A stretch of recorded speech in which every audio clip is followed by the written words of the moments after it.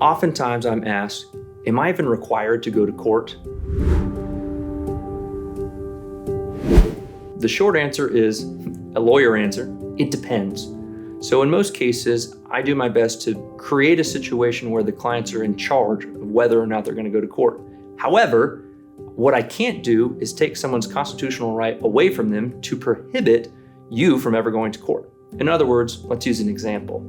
If your spouse files for divorce, they may set what's called a temporary orders hearing. This hearing is specifically to put in place some rules to live under while the case is pending. If you were to come into my office after you were served and say, hey, Turner, I understand this hearing is set, but I don't want to go. Do I have to?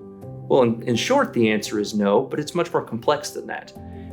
Ultimately, if you and your spouse can agree that that hearing shouldn't happen, and more importantly, the attorneys can agree that the hearing should not occur, then it can be removed from the court's docket. But again, that has to be done by agreement.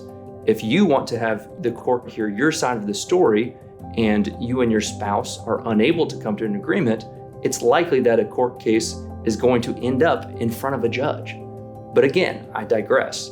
It's not required that you get before a judge, but it's certainly something that may happen. If you are wanting to go to court, or rather you want to see that a current case is pending, and if you can avoid going to court, I'm happy to answer any and all questions in between. So feel free to give me a call at 817-900-3220, or you can contact my office by viewing our website at familytexas.com.